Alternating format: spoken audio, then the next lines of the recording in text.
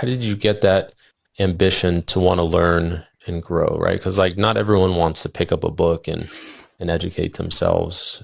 Why, what was it about, was it genetic? Like, do you have any explanation for it? So this is a good point to sort of say there are three things that are typically blockages to people's growth. And I'm always looking out for these in when I'm coaching a client and I'm getting to know them. One is, do they really know themselves well enough? Because if you don't know yourself and you don't know your strengths and you don't know your weaknesses, you can't really improve. You don't have a realistic sense of self. And if you can't improve yourself based on that, you can't help anybody else either. So I had, through the work that I was doing, and I've always been very interested to understand myself and what makes me tick. So that's number one. Number two is motivation. Do they really want this? I mean, one of the reasons I put myself through business school is because I was running out of options. I didn't know what to do. And this was about investing in myself and my own potential. I figured by the end of it, I wouldn't know exactly what to do, but I have a much better idea than I did now. And that turned out to be verifiably true. And the third blockage is I don't know what to do differently. Even if I'm motivated and I understand myself, do I know how to be different? Do I know how to put that into practice? And a lot of my coaching work is helping people to figure out, it's one thing to say, okay, I'm going to become a better CEO. It's quite another thing to actually put that into practice and actually do that. So did I answer your question? I mean, what really drove me to want to do this? I think my father's attitude towards education shaped me a lot. I mean, he was a headmaster, for God's sake. Let's think about that. And also, he was 18 years old in 1939. Now, the Nazis tried to invade Britain in 1940. He was already at war when he should have been at university studying, but Hitler had other ideas for him. So he always, I think, wished he could have gone to university and studied because it would have suited him. He had a good brain and he would have loved that.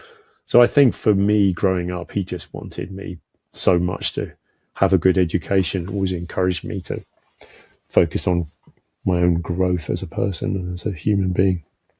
Yeah, it sounds like you saw him. Not only did he tell you what to do, he guided you to that, but he also influenced you. And I think that's one of the most important aspects of learning is following someone by influence, seeing that he was an orphan that grew into a headmaster. That's, why can't anyone become successful when they Yeah, have a bad situation, or though it looks like a bad situation.